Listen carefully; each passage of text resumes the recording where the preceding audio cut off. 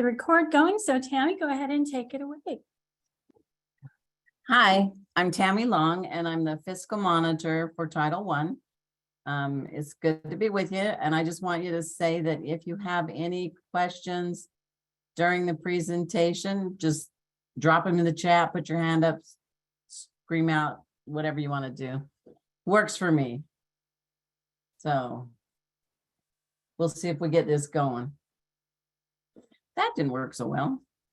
Are you seeing just the screen or are you seeing the slides on the side? Yeah, she's seeing the slides on the side.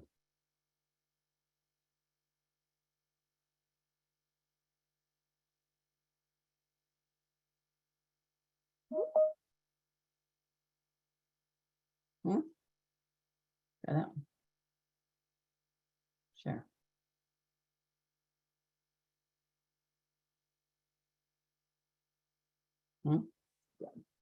Okay, well, I'm going to start. My name's Tammy Long, and it's nice to be here with y'all. Next slide. So when we come out to monitor, you're on at least an every 5-year rotation. Next slide. And you also can be looked at for risk.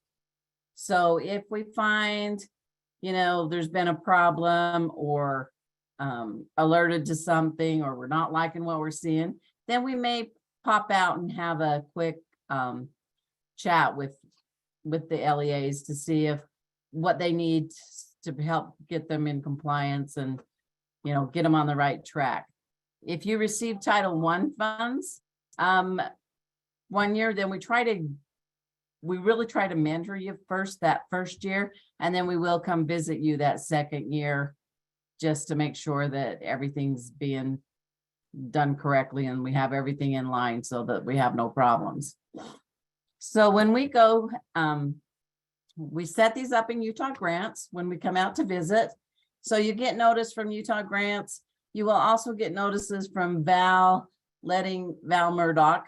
She's the program person, and she will ask you, what time of day, what day you want, and try to set it up so it's at your convenience for the monitoring visit. And then we send out all these forms in Utah Grants that says, this is what we need for you to provide before we come to the site, so that we have everything we need to present to have a conversation of what's missing or what's needed. So I've listed out the things that are needed, and it's the procurement policy, time and effort policy, and your procedures. And when I say policy, it's policies or procedures or a combination of both. You can call it what you want, we're not picky there. You have to have equipment policy and a log, cash management, financial controls, general ledgers. And when you get into this, if you're a single site, you don't have to do supplement, not supplant, because you're only working with one site. If you have multiple sites, then these things kick in.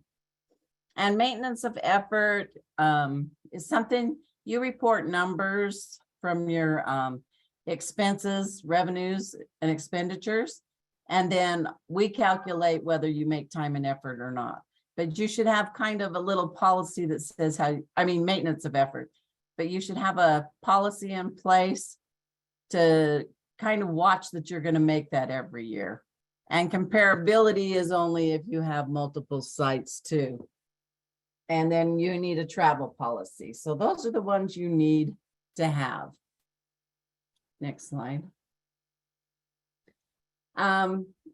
Then I want to talk about best practices. And this is what you need to have. You need your policies. You need to review them every couple of years. Check them against the federal regs to see if there's been changes, and kind of date your policies so the last time that you went in and updated them. And the charter people have given you I don't know what you want to call it, but they say you need these policies on your website. And I think they should add a few more, but we'll talk to them about that later. But make sure that all your policies are on your website so that, you know, if something happens to you, the next person can find them. If a parent wants to see the policies, they can find them. It just makes it convenient for everybody to be able to know where to go to see the policies and stuff. And if there's a federal reg or regulation, you need a policy. So it's just good practice to have all of them in one place. And, you know, make them easy to find. You can have a 50,000 page binder, or you can just have them outlined on your website, whichever works for you. Next slide. And time and effort is something that the LEA gets to have a lot of say in. How do you do time and effort? And time and effort, it has to show 100% of the time worked. So you could be working with state funds, or you could be working with federal funds. You could be working with Title I, Title II, SPED. Just, you have to have it broken out into each category that you spend your time. And then it has to be, you can either do time or a percentage of your time split. You know, if you want to do, I work 80% in Title I, 20% in state funds. So, and your policy needs to be very specific of how you do it. You can do a time machine, which means they clock in and out time wise, or you can do pen to paper, run down the hall, grab the signatures and all that stuff. But that's what your policy needs to state. A lot of times I'll get time and effort that looks really good. And you know, they have a system in place because the time and effort shows that they are doing a good job collecting it. It's just that they don't have a policy. Somebody knows how they do it and they're doing it, but it's not written down. So write it down. Make sure you know how it's happening. Next slide.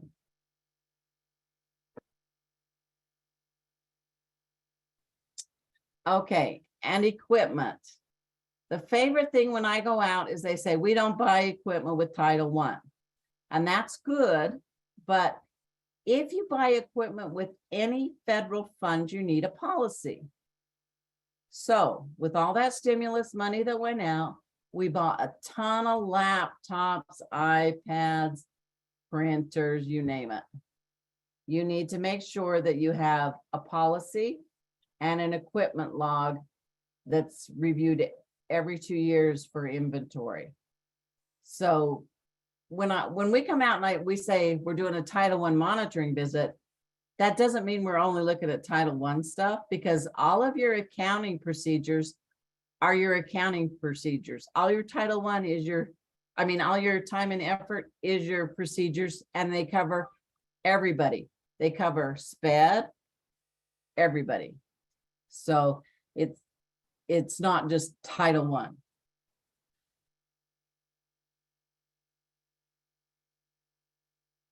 Are you lost? Go. Go. Okay. And one of the other big issues we have is people not doing program accounting. And so every program has a code. Title I code is the 7800.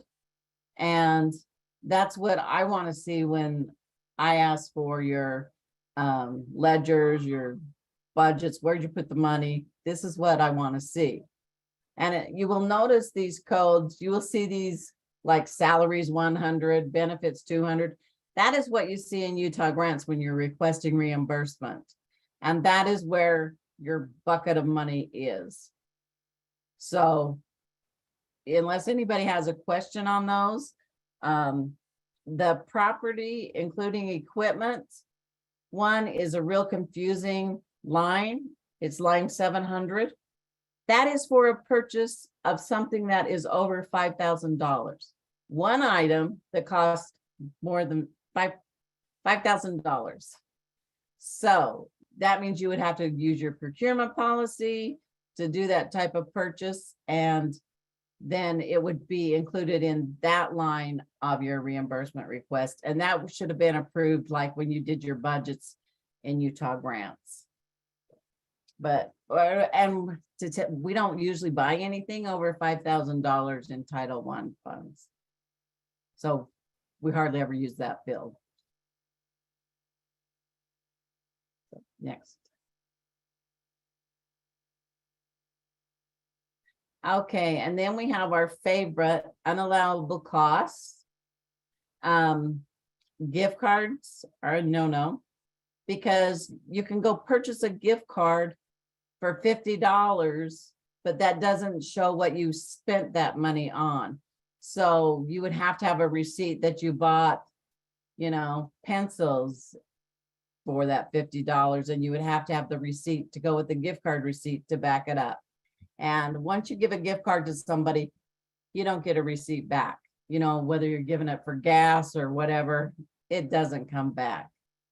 No incentives, we can't pay the kid to come to school, and we can't buy him a yo-yo if he comes to school. No incentives. And no foods, except for parent and family engagement. So if you have a parent and family engagement where there's a takeaway for the parent to work with the student at home on a task, whether it's numbers or flashcards or whatever, if they have a takeaway from a parent and family engagement, then we will pay for cheap food. We're not paying for lobster or anything like that. We're paying for a hot dog or a piece of pizza or something like that. Next. Okay. When we go out to schools, they're really cautious about talking about census and how it impacts the schools. As you know, Utah took a big hit on census information, $14 million down in Title I this last year. And it was because we just don't do the census. It's our climate. I'm from Roosevelt. Trust me, I hear it all the time. But somehow we need to just have it an easy conversation. It impacts our schools. It impacts the hospitals, roads, public work. It impacts everything in Utah. So, and this link here has some, creative ways to talk about the census. So on your Title I night, just have a light conversation. You're not going to necessarily convince anybody in one night that they should do these things, but just let's start having the conversation with people, because Utah has a lot of kids and we do have a lot of low-income kids. Next slide. And then we need our economically disadvantaged, which comes from our school lunch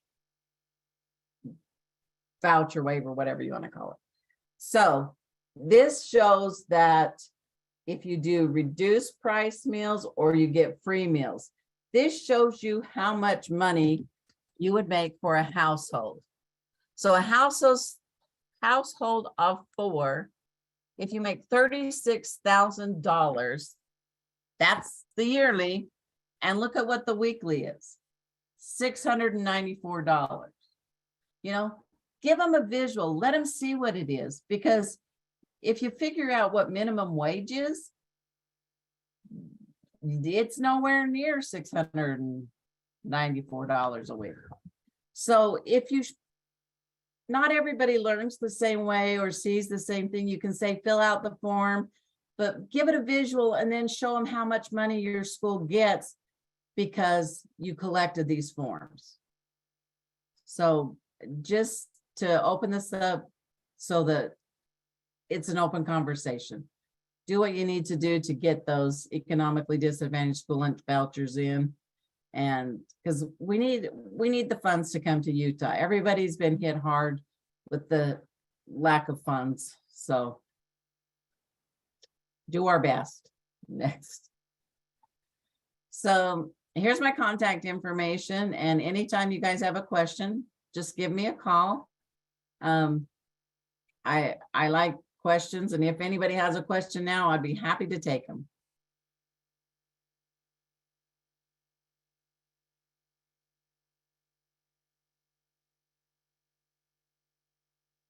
You can stop sharing. You're on mute, Lisa. Thank you, Tammy. Okay, not seeing any questions in the chat, so it looks like we're good to go. Thank you so much, Tammy, for sharing that information with us. We appreciate it very much. Okay, thank you. Thank you. So next up, we had a little bit of a change. We were going to have Kira Bennett and Paula Plant, but Paula has been, she had something else to do. So I think it's Elise Newey. Is that how you say it? Okay, great. So we'll just go ahead and have you guys take it away. Oh, and they're from the Land Trust office.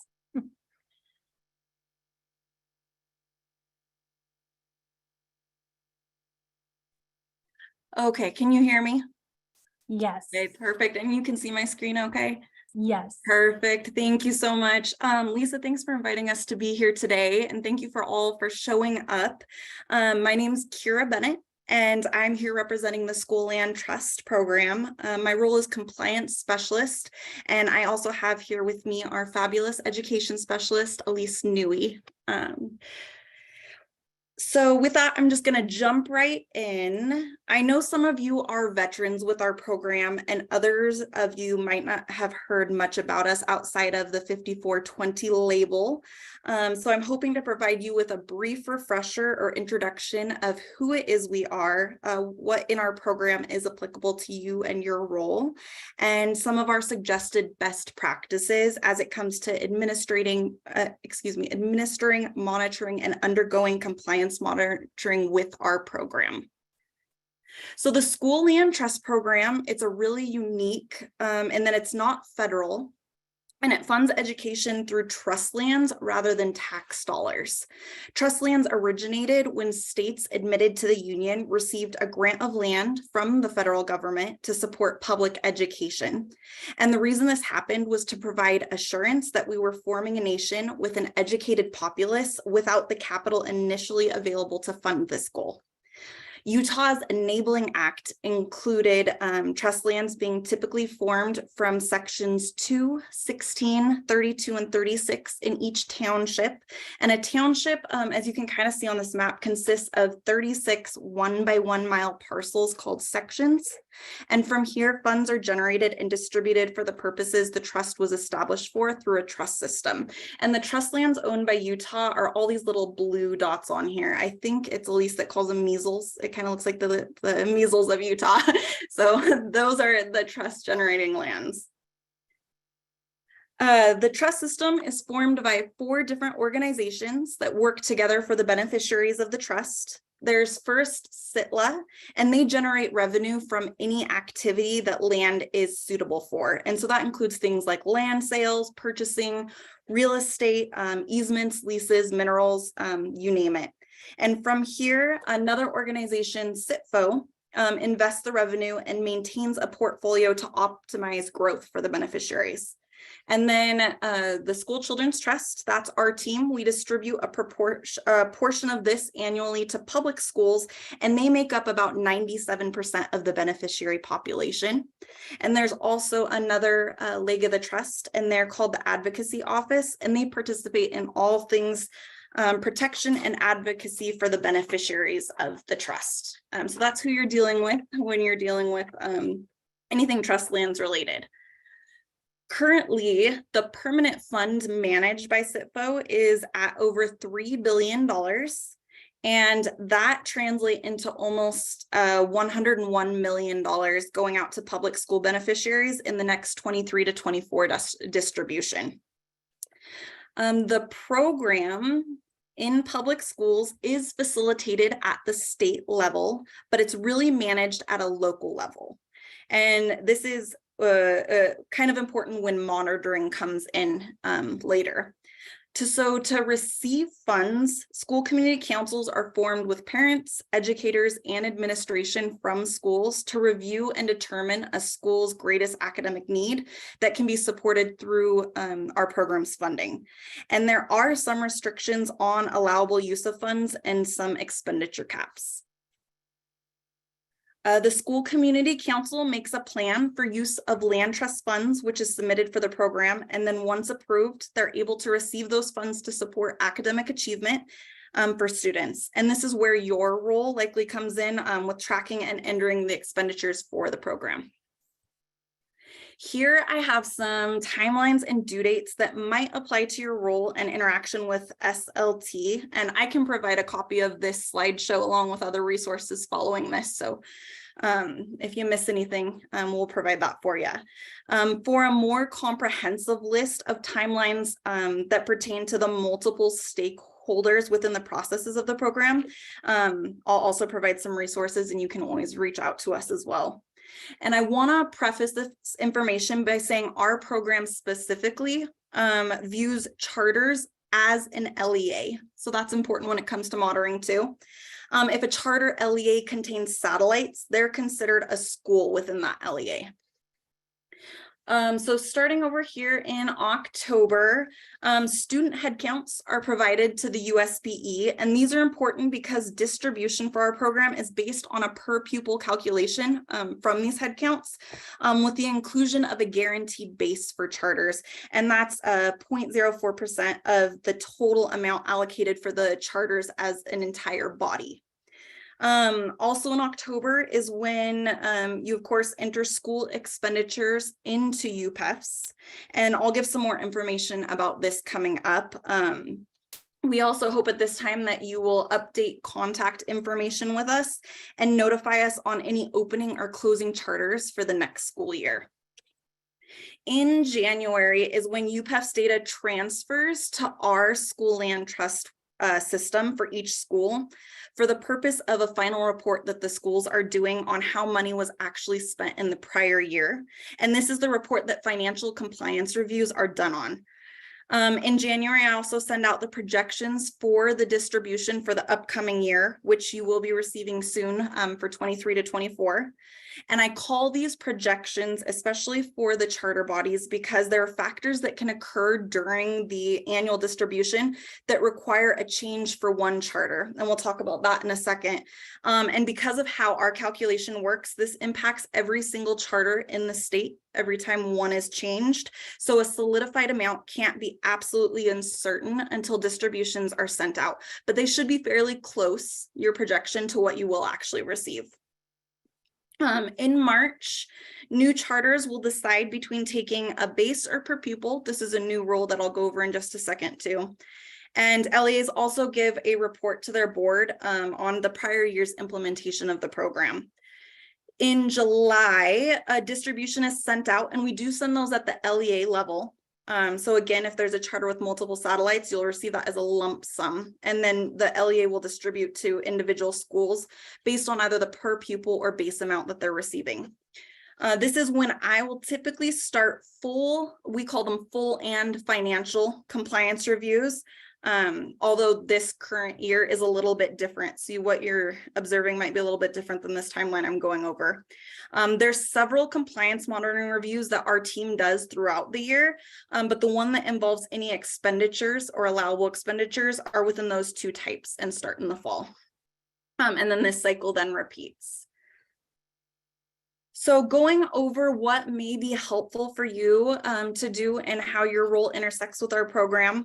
The reason that I am sharing some of these best practices with you are because these components involve key pieces of what we monitor in our program and what compliance reviews are on, so you can be better prepared for any requests or having understanding of what we're looking for and why we're looking for it. So besides our office having the the responsibility of implementing this program to serve the beneficiaries, we also have to be very cognizant that this program is extremely important to legislators. And as a result, the code and rule about how our program needs to be implemented is quite extensive, which I'm sure many of you have experienced. And it's important to uphold to protect this program. So under this understanding, we monitor the implementation very closely and have the expectation that LEAs also do this at the local level. The uniqueness of our program is that in local control, facets of monitoring impact different roles within it, depending on involvement. So what you might be seeing as business administrator is going to be different than what the main district representative or the principal might be having compliance done on. So with that, head counts are extremely important for calculating the distribution. So accuracy is critical. Because of this, we ask for care in reporting and in for projections for new and opening charters. I talked about how there is a new rule changing how charter schools that are opening receive funding for their first year. So historically, you would receive a per pupil amount as a new opening charter based on a projected enrollment. The new rule states that opening charter schools can choose to receive either base or the per pupil amount based on projection in their first year. And this applies to new charter LEA schools, not satellites. So satellites will receive base their first year. The decision for if a school would like to receive the base or per pupil based on projection is due by March 1st, or the default will be that they'll receive base. So that's an important deadline to know going forward. And then in the second year, a true up is done to correct any difference between what was received versus what the actual head counts were. The next thing I'd like to talk about is our team really encourages you as a business administrator to request a login to the School Land Trust website. We do offer read-only access since you now enter all the expenditures in UPEFs, but this allows you to compare what you're entering in UPEFs to the entries that display on the School Land Trust website. So there's no disconnect between what you thought happened versus what we received that's later found in a review.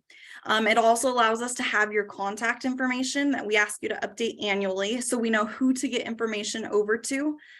And the contact information on our website is also how we reach you for the January projection and how we request information in a compliance review. So it's really important that we have that information.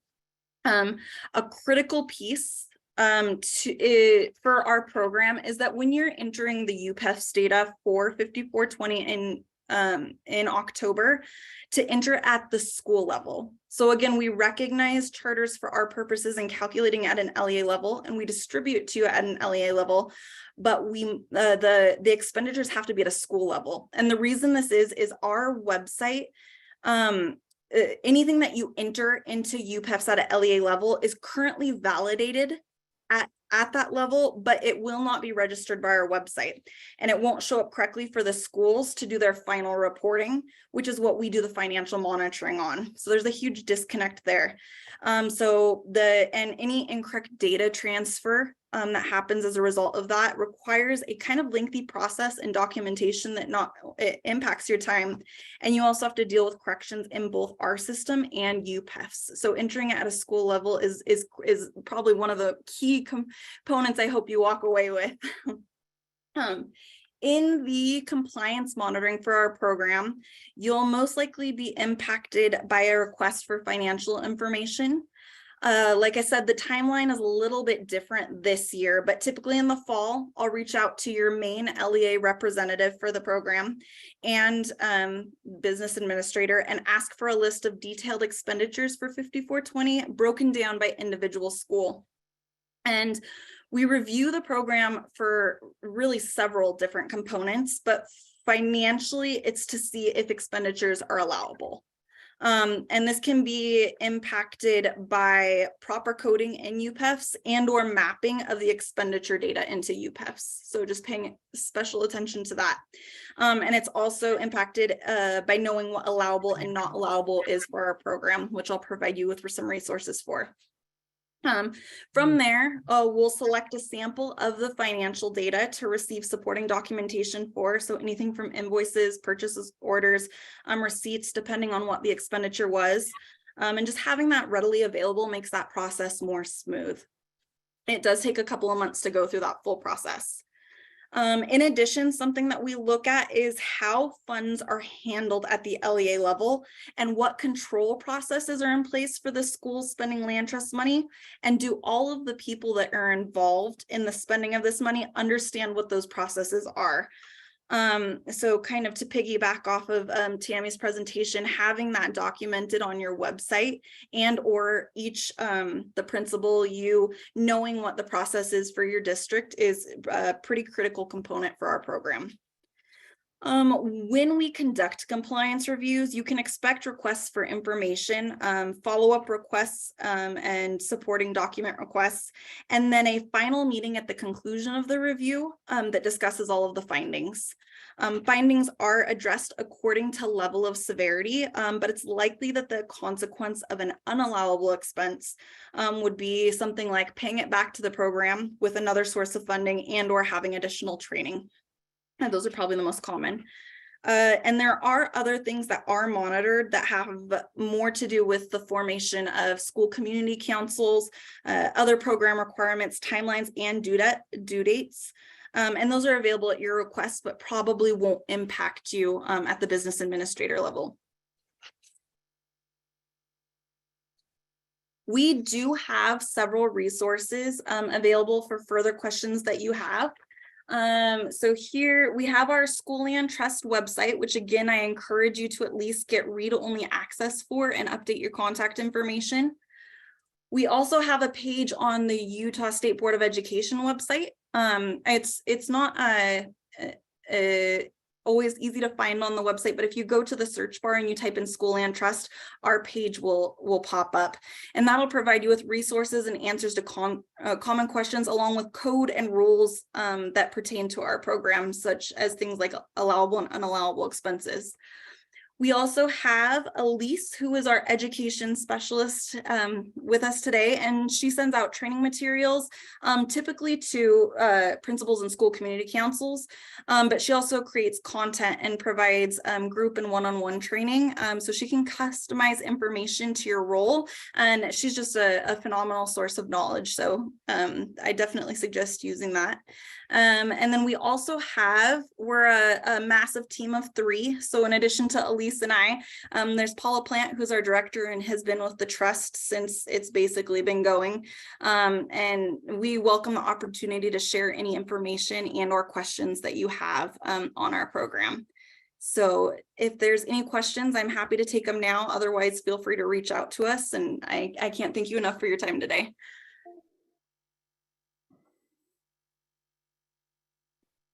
All right, I'm not seeing any questions in the chat. So it looks like we're good. Yep. Okay, thank you so much. I appreciate you taking the time out of your day to share with us. Thank you. All right, so next up we have Neil Stevens with special education. Good afternoon. Let me prepare my presentation. One moment, please.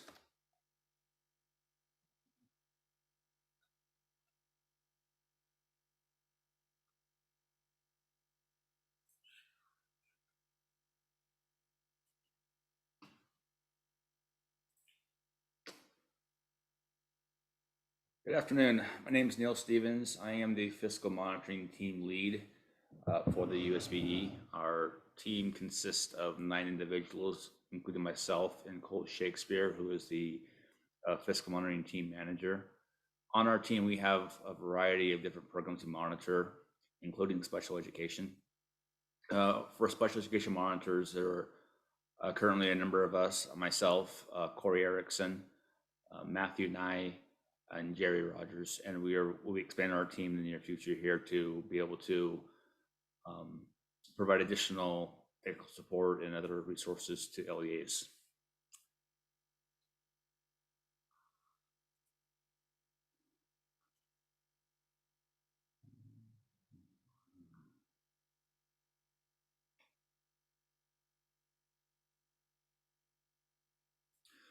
So just a brief overview of our funding that we put out there is there are several different funding sources. There are 2 federal programs in most years.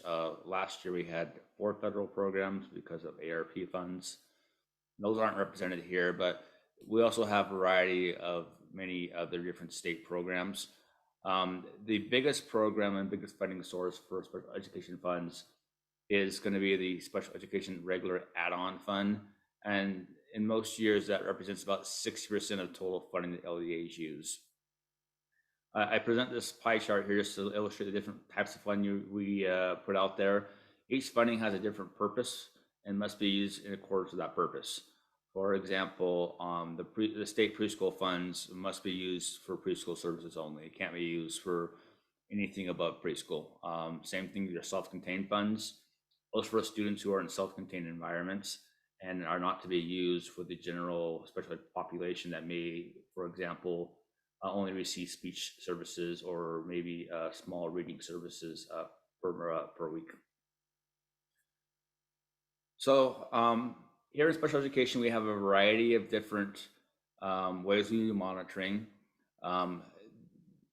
Overall, the biggest thing we're concerned with is allowability, is the way you're using your funds is at an allowable purpose. And so then we embark on different monitoring types to achieve that. Our first type we have is universal monitoring. There you go, and universal monitoring encompasses a broad breadth of almost everything. Then we have sample-based monitoring, which is a smaller subset of our monitoring. Then we have risk-based monitoring that gets down into the details of not everything, but in a lot of different areas. And I'll be reviewing these things, these areas in the next few slides here. So for universal monitoring, we have several things we do monitoring of. First is our program level assurances. So every year, a member of your executive team will need to complete program level assurances in the Utah grants, and they're due by June 30th. Those are assurances or requirements that are found in the IDA regulations as a condition of providing services and providing and receiving special education funds. They talk about child find, they talk about drug-free workplaces, and a variety of other different requirements they have in there. Also in the assurances, we have fiscal assurances. Those come from our board rule and also from Uniform Grant Guidance. Probably the most common fiscal assurance in there is that you have the internal controls and you have control of your fiscal resources and documentation of those resources. And you're required to assure to these items as a condition of receiving funding each year prior to June 30th. And our last part of the IDA application, the universal monitoring, is the IDA application. So we look at for a variety of things in the application. There's a risk assessment that everybody must complete, has 10 questions with 4 possible choices for each question. For IDA, we must determine that you're eligible for funds by reviewing your maintenance of effort plan. And the IDA regulation requires that an LEA budget at least the same amount or more of fiscal resources from state and local funds as the prior year. So in our application documents, we request that you provide us with a budgeted amount of state and local funds to be used in special education, and we compare it to a prior year spending levels to ensure that they are adequate. If they are not adequate, we will send the application back for review. This is part of our universal monitoring to ensure eligibility for the funds. We also look at your budget. Budgets are pretty straightforward and simple. Many times we may send it back because something's included in equipment that doesn't meet the definition of equipment. Under federal guidelines for federal funds, equipment is any one single item valued at $5,000 or more for that item. Anything valued at less than $5,000 is actually considered a supply and should be reported as such. So if you're in your budget includes computers and you put those computer purchases in the equipment line, we'll send it back to you and ask you to recode that to the supply line. And the last thing is excess costs. That's a requirement of IDA. not a requirement that I'm usually a fan of, but we are required to have LEAs complete excess cost requirements. So this would compromise the entirety of our universal monitoring efforts here. Every LEA receives these universal monitoring efforts regardless of how they spend their funds or not. This is the first step in our monitoring process. Next, we come to sample-based monitoring. So we have two ways we do sample-based monitoring, and pretty much every LEA receives sample-based monitoring because every LEA, in order to receive federal funds, needs to submit a reimbursement request. Also, in order to be eligible for federal funds, for IDA funds, you must meet maintenance of effort requirements. And so these two things that we do for every LEA. Corey Erickson is the primary point of contact for maintenance of effort calculations. He makes the calculation from the APR, Annual Program Report, from UPEFs. We have a calculator that is provided to us by our support center that we use to calculate compliance with maintenance of effort requirements. If you do not meet in 1 year, Corey will be reaching out to you to talk to you about exceptions and adjustments. We won't go over those here because those are very detailed and lengthy to describe and present, but just know that if there is an issue with maintenance of effort, whether you have a question or we need information from you, Corey will be your point of contact for that. Next you come into is reimbursement requests. So reimbursement requests, every reimbursement for federal funds requires supporting documentation. Documentation that we generally review is time and effort documentation, detailed general ledgers, payroll ledgers, invoices, and receipts. Now, not everything's required for every request. For example, if you submit a general ledger that has only payroll on it, and that's all you're requesting, we will look at payroll, and we may look at some time and effort documentation depending on the categories which your payroll falls in. For example, if you submit a a request for payroll and the ledgers show that you paid an administrator for services that may or may not be a principal or executive director, we may ask for time and effort documentation on that to determine whether that cost is an allowable cost. Every reimbursement request does require supporting documentation. Corey Erickson and Jerry Rogers are the ones doing those reviews right now. They may request additional documentation for questions they have upon review of the general ledger. The last part is risk monitoring. This is the most intensive form of monitoring. It occurs probably between 24 and 28 times a year, depending on circumstances. We have risk assessments that we use with the application that determine which LEAs are prioritized. Higher risk LEAs are prioritized sooner in the monitoring process than the lower risk LEAs. Our goal is to review or visit every LEA at least once every 6 years. And that's the minimum requirement that the Office of Special Education Programs, otherwise known as OSEP, has decided to implement. We may do more monitoring visits if we have other concerns. Sometimes those concerns come to us in a variety of ways. It may be a complaint with our internal hotline. It may be a concern from our program monitoring team, or it may be a complaint filed through a parent with dispute resolution, or how the LEAs are implementing IEPs. Visits may be done in person, they may be virtual. That most of the time is up to the LEA. This year we're doing most of our visits virtually, and it appears that most business administrators, special directors prefer that option. So we'll continue to offer that option to all LEAs.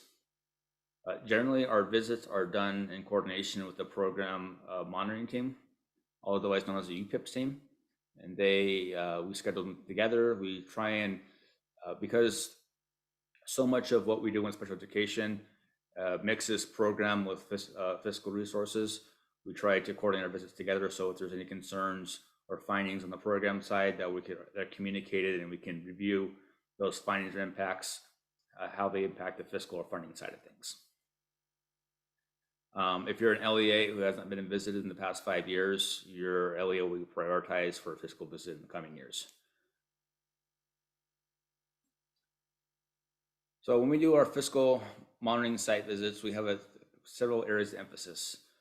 We'll look at internal controls, look at financial controls, we'll look at allowability. Indirect costs are considered. That doesn't apply to every LEA. Many charter schools do not use indirect cost method. And so that completely exempts that LEA from that area of consideration. Cash Management Act, federal funds are considered to be in reimbursement of funds. If funds are received before an expenditure occurs, considered a cash advance that requires a computation of interest to be remitted back to the federal government. We generally discourage that, but we need to examine policy procedures to ensure that you're in compliance with that. Look at procurement policies, look at procurement, sample procurement efforts to make sure that they fall in line with your policy and also in line with any federal state rules around procurement. And lastly is time and effort. So we're looking at time and effort, make sure you have documentation of the efforts that your employees are putting forth, ensure that they comply with everything else. This is often an area of concern. So if you can take any away from today's presentation, please take away that time and effort is very important, and that to review that if you have questions, if you're compliant or not. Going forward on fiscal our site visits here, we have several areas of compliance authority that we consider. The most highest one is federal statute regarding IDA funds. Next is regulations or additional detail around those statutes. Next, look at uniform grant guidance. This particularly concerns with financial record keeping, treatment of funds, allowability, time and effort, and procurement. And we also look at state statute, and we also look at board rule.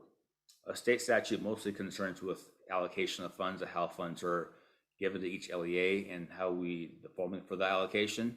That doesn't really apply here, but also there are rules around how you may use the funds, and that does apply here for when we do fiscal monitoring. And last, we look at is board rule. We have our financial board rules in section 113 and 114.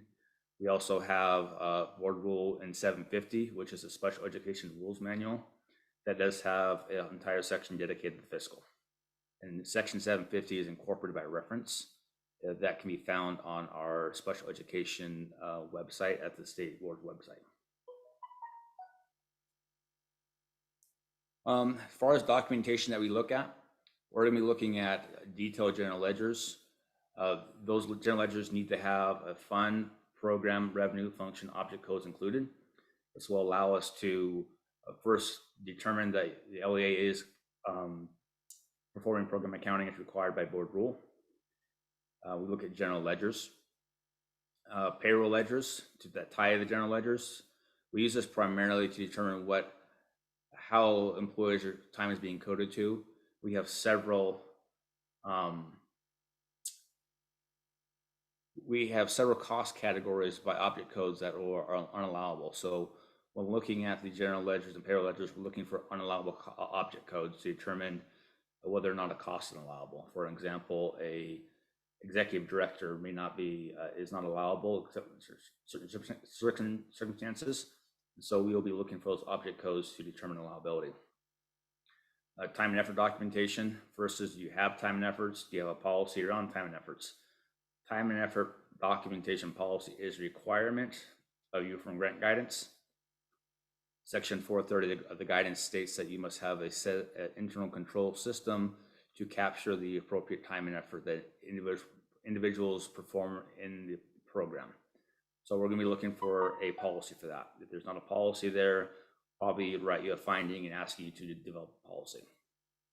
We look at policy procedures around procurement, time and effort specifically. We'll look at your contracts, make sure that you have contracts in place for third-party services. And lastly, look at educator licenses. For special education specifically, educators providing services must be licensed or under the direction of someone who is licensed in special education. So a general educator that possesses a K-12 license or elementary license, but no endorsements of special education, is not an allowable cost unless he or she is working under a licensed educator in special education. Some of our areas of concern we've had in the past, program accounting. Visited a number of LEAs this year whose program accounting and their general ledger doesn't make it all the way over to the reports in UPEFs. A few of them have reported only revenues and expenditures in program 1205 and none in the other programs, in spite of having received funds in other programs. So we want to make sure that your program accounting that's occurring on your accounting system is making its way to the reportings and UPEFs. Look at internal controls. Make sure you have adequate policy procedures in place for areas of concern or areas of requirements for IDA and on the state side. We're going to look at allowability. Make sure you haven't spent funds in unallowable ways. And we have a chart in our board rules in section 10 that by object code and function code, it tells each LEA whether or not a expenditure is allowable or not. Some of them are gray areas. We indicated with an I for contact the state board for additional information. So if you ever come across one of those question mark costs, we ask you to contact us so we can talk through whether the cost is allowable or not for special education. Time and effort documentation is hugely important. We've run across a few LEAs this year. We've done about 18 visits so far this year, and I think at least 3 or 4 of them do not have time and effort documentation. It will be an automatic finding. It may or may not turn into a financial finding, but right now we're still working through that. Another area is procurement. One thing important about special education funds and federal funds in general is that any equipment costing over $5,000 requires prior approval from the USBE, and that's a federal requirement. So we want to make sure you have policy procedures around that to ensure that when the time comes, if you do decide to engage in procurement of those costly items, that you follow the federal requirements around procuring that. And our last thing we have here is our timeline. So we're going to start with the initial notification. You're going to receive a notification for the Utah grants that you are scheduled for a fiscal monitoring visit. It will give you a date and a time. It will provide a cover letter with the listing the items we'll be reviewing and the things that we need. If you have any questions about at that step, please give us a call, contact us, and we'll walk you through that. Next, at the actual visit, we'll do an interview between an hour and a half to 2 hours with your special education director and business administrator jointly in the meeting. We want to gauge the interaction and the cooperation between the business administrator and special education director, and also see where the responsibilities cross over in relation to the questions we have. Next, we'll be looking at our financial documentation. That'll be done here at our offices.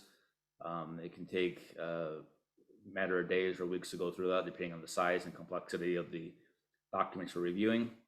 We may or may not request supporting documentation in addition to a general ledger when we have questions about certain costs. After all that's done, we'll review all the supporting documentation and review our decisions, along with the responses to our interview questions. We'll produce an initial report. If the report has any findings there, the LEA is entitled to an appeal process. You have 30 days from the date of the report to provide a written appeal to the USB board of directors, and they will hear or schedule a way to have an appeal heard. And then after appeal is heard or appeal is or forfeited, we'll commence corrective action resolution if there are corrective actions. Generally, you have 90 days to provide any correction to any audit findings that we find. So that encompasses our monitoring efforts here in special education. If we have any questions, I'd be happy to take them.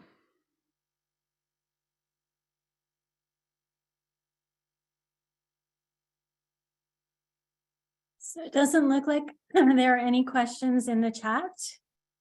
So just want to thank you again, Neil, for taking time out of your day to help to present for us and help us know better how the compliance issues go.